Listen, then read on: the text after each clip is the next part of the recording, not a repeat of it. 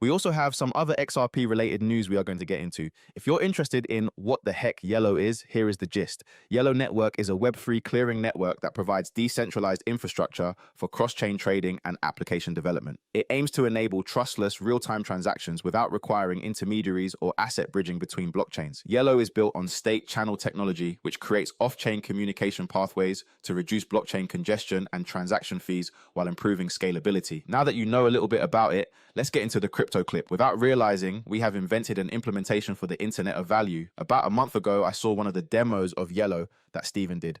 YELLO provides a Web2-like instant, cheap experience for building apps on top of Web3. He clicked a button in a third-party web page to donate, let's say 1 cent of USDC. When he clicked, it was boom, support 1 cent USDC. Watch how fast this happens. When he paid, the money was withdrawn instantly from the wallet. The integration is seamless. I told Steven, that's crazy. We have fixed 402 payment required. This is the perfect implementation of the Internet of Value.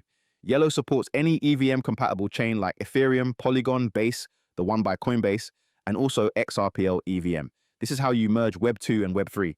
Imagine being able to put a button anywhere on your website or YouTube page where someone just clicks and instantly money is sent, a penny or a dollar. That is truly incredible. Think of how far we have come.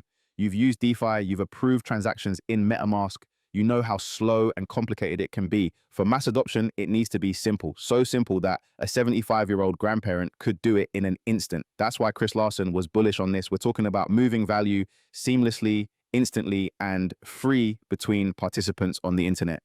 And then we're talking about AI agents.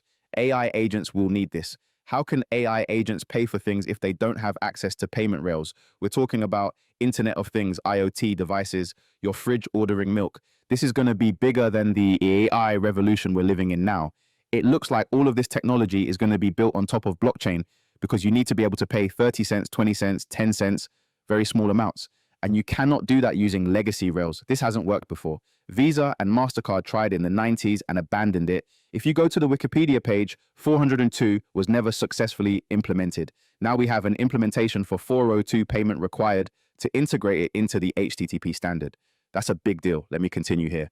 Crypto Eerie also had this clip. Many in the XRP community are interested in how you plan to utilize the XRPL EVM sidechain. The XRPL EVM is based on technology I know quite well. It's based on Interledger. Our primary mission is to bridge XRP. We want XRP users to use the YELLO network and provide them with our protocol. We see a long-term partnership with the EVM sidechain. Also, Ripple Treasury CPO Mark Johnson mentioned the ability to use XRP or a stablecoin offering as a path for payouts. You can hold a digital asset and use it at the point of origin to send, and it converts behind the scenes based on the recipient's setup. This means you don't necessarily have to hold the asset in some cases. You can pay in fiat and the technology converts it so it reaches the recipient faster. Moving on, Brad Garlinghouse has predicted that the crypto market will reach new all-time highs this year. He told CNBC he was willing to go on record predicting this. What kind of confirmation do they have to say Bitcoin is going to 250K, Ethereum to 15K, and XRP to $10, $13, or $15 per coin this year? What's happening in the rooms we aren't in? Finally, I want to talk about the intense amount of FUD, fear, uncertainty, doubt around Binance. People are frustrated because of practices that led to billions being sucked out of the market. Binance has a massive PR problem. I see a lot of people closing their Binance accounts. They did halt withdrawals recently. Some say technical difficulties. Others say it's because too many people took money out. This is a real problem. Be careful. When you leave your crypto on an exchange, you are leaving it in their hands. If something happens, it could take years to get anything back, and it might be pennies on the dollar. Binance is the largest, but if enough people move funds off, it becomes an issue. All right, I'm going to leave it there. Thank you for being here. I'll see you next time.